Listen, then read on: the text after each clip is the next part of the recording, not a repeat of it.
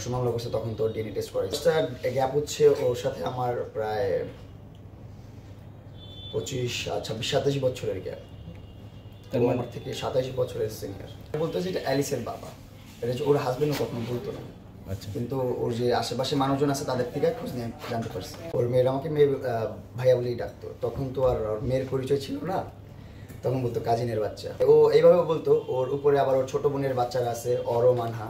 বলতো আমি এই বাচ্চাদেরকেও পালছি, পালার পর ওরা যখন একটু বড় হয়ে গেছে, এখন ওদের বাবা মার কাছে চলে গেছে, আমি এবার ওদেরকেও পালতেছি, ওরা একটু বড় হবে, বড় হওয়ার পর ওদের বাবা মার কাছে চলে যাবে। এই কথাগুলো বলছো আমাকে। বলছেন একজনের সাথে আয়সা দেখতেছেন, আরেকজন মানে একরকম দেখছেন, আরেক রকম হয়েছে। আসে না দারাজের প্রোডাক্ট অর্ডার দেন একটা, আসার একটা, ওইরকম আর কি ব্যাপারটা হয়েছিল।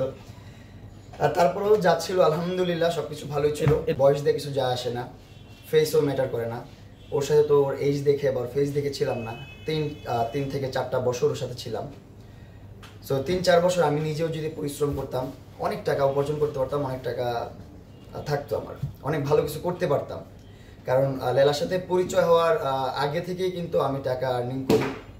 আমি কিন্তু আমার ফ্যামিলিটা রান করি 18 সাল থেকে। আপনারা সবাই জানেন 2018 সাল থেকে আমি আমার ফ্যামিলিটা রান করি। অ্যান্ড পুরোটা কিন্তু নিজের উপর। তখন কিন্তু লেলা ছিল, লেলা আসছে 2021 সালে। 18, 19, 20, 21 এই দূরে 3-4 বছরের একটা যে গ্যাপটা, এই গ্যাপটা তো আমি একাই চলছি। তখনও আমার স্যালারি আসতো আপনার একটা, লাস্ট টাইমে স্ন্যাক অ্যাপস আসছে, সবচেয়ে বেশি স্যালারি দিচ্ছে এটা।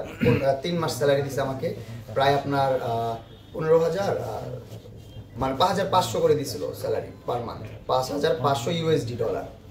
তো 3 মাস পেয়েছিলাম 15,000 প্লাস ডলার পেয়েছিলাম, 16,500 ডলার পেয়েছিলাম। তো এই ডলারটা দিয়েই আমি হচ্ছে যে গ্রামে বাড়ি করার কাজ শুরু করছি। দেন গ্রামে বাড়িটা করলাম ওই টাকা দিয়ে। প্রতি মাসে তার মানে মনে করেন 5 লাখ 6 লাখ টাকা ইনকাম ছিল স্ন্যাক অ্যাপসটা যখন ছিল। আর লাইকি যখন ছিল, প্রতি মাসে আমার 1 লাখ 1.5 লাখ 2 লাখ টাকা ইনকাম থাকতোই, নর্মালি থাকতো। আর লেলার সাথে যখন আমি জড়ালাম তখন কিন্তু আমি লাইকি, কন্টেন্ট সব কিছু ছেড়ে দিয়েছিলাম, প্রায় 1-1.5 বছর 2 বছর সব কিছু ছেড়ে দিয়ে ওর সাথে ভিডিও করতাম, ওর আইডিতে ভিডিও করতাম, ওর ফেসবুকে ভিডিও করতাম, ঘুরতাম ফিরতাম।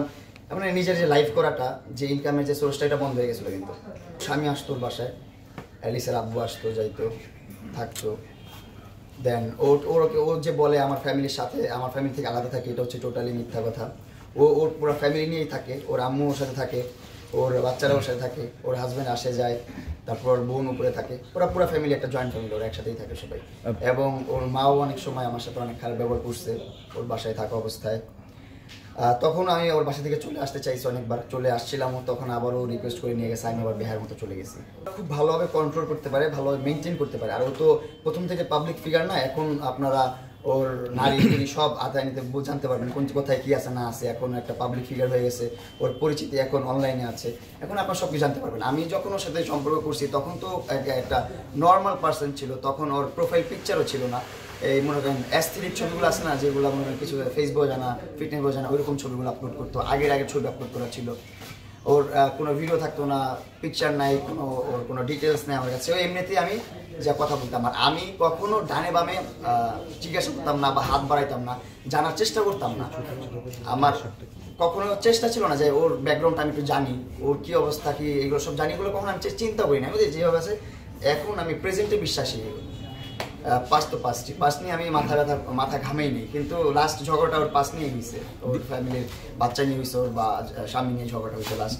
আমার হাজব্যান্ড খুবই ভদ্রলোক, খুবই জেন্টেলম্যান। উনি আসতো, চলে যেত, আবার ওর সহ একসাথে গাড়ি নিয়ে ঘুরতে বেরোতো। আমি বাসায় একা বসে থাকতাম, একা গেম খেলতাম, পাবজি খেলতাম, ওরা ঘুরে আসতো পার্ক থেকে। দুজনেই জানি না কীভাবে মেনটেন করে ও, আর কি বলবো, ওরা খুব ভালো মেনটেন করতে পারে, এটাই।